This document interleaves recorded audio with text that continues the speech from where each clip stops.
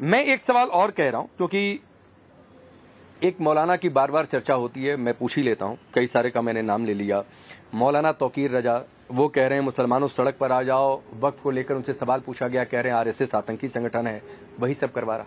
क्या कहेंगे? तो आपको उनसे पूछना चाहिए ना, वो मौजूद हैं और उनके खिलाफ इतने सारे केसेस हैं, फला है, उनसे पूछिए कि भाई ऐसी बात उन्होंने क्यों कही है और क्या कही है, किस तरह कही है, किस कॉन्टेक्स्ट में कही है, कब कही है, ये सब चीजें सामने आनी चाहिए। आरएसएस के बारे में आपकी राय तौकीर रजा से मैच करती है या अलग है? देखिए, बहुत सारे डिफरेंसेस हैं हमारे आरएसएस के साथ, बहुत सारे डिफरेंसेस हैं, लेकिन मैं किसी की जबान, किसी के अल्फाज आप मेरे मुंह में क्यों डाल रहे हैं? मतलब आतंकी संगठन कहना गलत है? नहीं, आप मेरे मुंह में क्यों डालना चाहते हैं उनकी बात?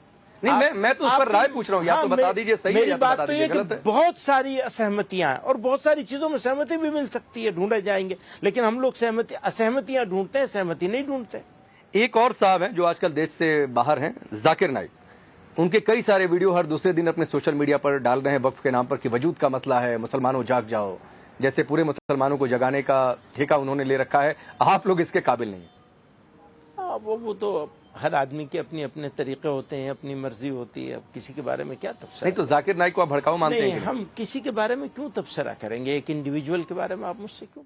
नहीं सर, वो पूरे मुसलमान कौम को लेकर वो बोल रहे हैं कि बोलने को तो कोई भी बोल सकता है ना, सारे हिंदुओं को लेकर कितने सारे लोग बोलते हैं, सारी बातें बोलते ही है ना, तो फिर उधर से भी बोलते हैं ना, उधर से भी नारे लगते हैं, दोनों ओर से लगते हैं। मैं दोनों ओर के बारे में मैं क्या कहूँ? आप अभी जाकिर नाइक साहब के बारे में कह रहे हैं, मैं और दूसरों के बारे में। जाकिर नाइक भड़काऊ है कि नहीं? देश के लिए खतरनाक है? मेरा यही तो कहना है कि आप इंडिविजुअल के बारे में क्यों पूछ रहे हैं? इश्यूज के बारे में पूछिए मुझसे। अच्छा, आपने एक कानून बनाने की मांग रखी है, इस्लामोफोबिया, आप कह रहे हैं कि इस पर एक कानून बन जाना चाहिए, तो आप ये टर्म ही क्यों लेकर आ रहे हैं? आपको लगता है कि इस देश में इस्लामोफोबिया जैसी चीज है? मैं ये कह रहा हूं कि हेट क्राइम, हेट स्पीचेस, इसके खिलाफ कानून आना चाहिए। इसमें क्या बुराई है? मैं हेट के बारे में बात कर रहा हूं। नहीं, हेट के बारे में आप बात करें, ठीक है, बस, लेकिन आप कहें कि इस्लामोफोबिया पर कानून आना चाहिए। भाई मैं तो हेट क्राइम के बारे में बात कर रहा हूँ, जो भी इस्लामोफोबिया पर नहीं आना चाहिए। भाई इस्लामोफोबिया भी इसमें आज की तारीख में सबसे ज्यादा इंसिडेंट, सबसे ज्यादा इश्यूज इस्लामोफोबिक है। आपको लगता है कि देश में, हिंदुस्तान में इस्लामोफोबिया है?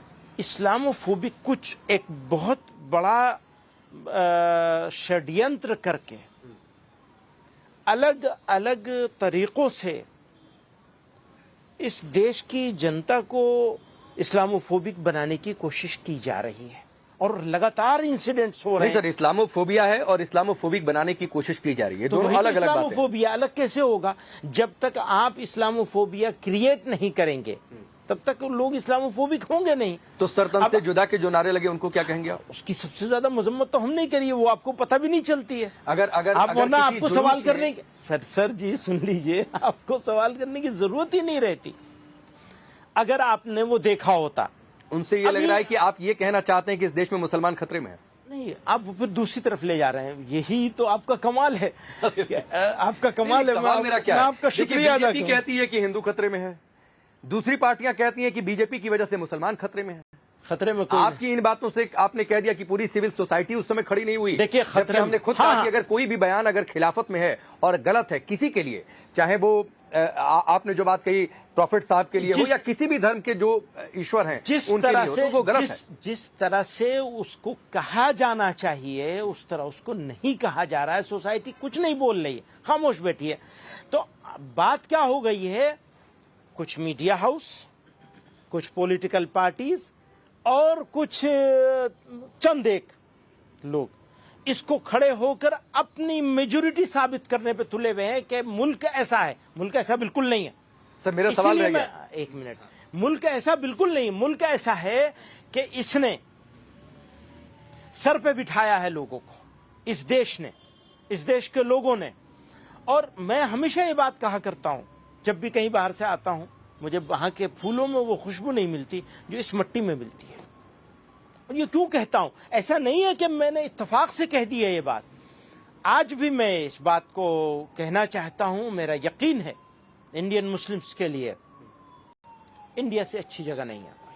आज तो सर मैं फिर भी कहता हूं। क्यों, मेरा सवाल रह गया कि लेकिन- क्या इस देश में मुसलमान खतरे में है, आप मानते हैं सर? मैं यही तो मैं तो इस सवाल का जवाब ही देने में इतनी सारी तो सर बातें हाँ या कह ना रहा में हूं। बता दीजिए ना। हाँ ना में क्या बात है, मेरा ये कहता हूं बकवास है ये सब, ना हिंदू खतरे में ना मुसलमान खतरे में। लेकिन जो सिचुएशन है बहुत गंभीर है, खतरे में डालने की कोशिश हो रही है। बहुत गंभीर सिचुएशन है। उस सिचुएशन को ठीक तरीके से एड्रेस करना होगा, और खास तौर से पांडे जी आप जैसे लोगों तो को। सर ये सिचुएशन आपको तब नहीं समझ में आती है जब सूरत के एक पंडाल में एक समुदाय जाकर वहां पर पत्थरबाजी कर देता है गणेश पूजा के दौरान, ठीक है, और उसमें मदरसे की इन्वॉल्वमेंट खुलकर सामने आती है, आती है जो अभी तक इन्वेस्टिगेशन की वो बात ठीक है। है। लखनऊ में घर में घुसकर गणेश मूर्ति तोड़ दी जाती है।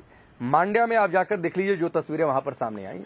उससे हिंदू खतरे में आ गया है। नहीं, मैं ये बिल्कुल नहीं कह अच्छा, रहा हूं। आप ये चाहते मैंने ये बिल्कुल नहीं कहा आप ये सर। तो उनको आप ये किसने समझ- प्रोवोक किया सर? आप ये समझ रहे हैं, आप ये समझ रहे हैं कि हम लोग उसका विरोध नहीं कर रहे हैं। नहीं नहीं, मैं आपकी राय, क्योंकि आपको इस देश के आपके कौम की एक राय बहुत कर बड़ी रहे- आबादी राय आपको लेने के- फॉलो करती है सर राय लेने के लिए सवाल दूसरी तरह से होगा, फिर वो इस तरह सवाल नहीं होगा जिस तरह आप सवाल कर रहे हैं। ये सवाल तो आपका, अगर मैं इस पर जरा भी राय दूं तो इसका मतलब ये होगा कि मैंने ये मान लिया कि सारा काम मुसलमान ही कर रहा है। तो ये वो मेरी राय लेनी है, वो दूसरी तरह आप सवाल करेंगे, और मेरे ऊपर, मेरे सर पे रख देना है तो सवाल इसी तरह होगा जैसा आप कर रहे हैं सर। तो इस तरह नहीं बल्कि उस तरह बात होगी कि जैसे, देखिए देश हम सबका है, हम सबको मिलके इसको करना है। अब मैं बहुत दो टूक बात कहना चाहता हूं, और हमेशा का ही ये बात, इसमें लगी लिपटी रखने वाली कोई बात नहीं। अगर कोई मुसलमान किसी इबादतगाह पर, किसी इबादत की जगह पर, किसी इबादत के मौके पर, या किसी इंडिविजुअल पर, या किसी के घर में, या किसी के चलते रास्ते में कोई अपमान करे, बेइज्जती करे, बदतमीजी करे, वो इस काबिल है कि दूसरों को जितनी सजा मिलती है उसकी दुगनी सजा उसे। सर। लेकिन मैं आप कहेंगे कि मेरे सवाल पूछने का तरीका गलत है। जब कार्रवाई हुई सूरत के मामले में, जब कार्रवाई हुई लखनऊ के मामले में, घर में ताले बंद करके छिपे हुए थे, निकाला गया, लोग कह रहे हैं पुलिस ने क्या कर दिया है? ये कोई तरीका है क्या? कहा, किसने कहा? बहुत सारे लोगों ने कहा। ना किस मेरे डिबेट शो में बहुत सारे लोगों ने। अब वो तो आपके डिबेट शो में किस तरह के लोग आते हैं मुझे नहीं मालूम किसने क्या कहा है, ये तो आप ही अच्छा, ज्यादा वक्त पर बेहतर जो जाने। चर्चा चल रही थी उसमें एक बात रह गई, क्योंकि एक अलग तरीके का माहौल, तस्वीरें कभी हिमाचल से आ रही हैं, कभी अलग अलग उत्तराखंड से तस्वीरें सामने आ रही हैं। मस्जिद अवैध बनी थी, वक्त कह रहा है कि नहीं सही है। इस पर आप क्या कहना चाहेंगे? देखिए, ये तो अब हर जगह बहुत सारी इबादत गाहों को लेकर बहुत सारे मसले चल रहे हैं, तो ये मैटर ज्यादातर सब जुडिस है। तो जो सब जुडिस मैटर हो उसके बारे में मुझे नहीं लगता कि मुझे कुछ ज्यादा बात करनी चाहिए। लेकिन आपने सब जुडिस की बात कही, एक और मामला सब जुडिस है, लेकिन मैं चाहूंगा कि आप उस पर राय दें, क्योंकि उस पर स्टेटमेंट आया है, और स्टेटमेंट है मुख्यमंत्री योगी आदित्यनाथ का, और वो बयान आज का ताजा बयान है। बयान है ज्ञानवापी पर, कि ज्ञानवापी को मस्जिद कहना गलत है, ज्ञानवापी तो साक्षात विश्वनाथ है।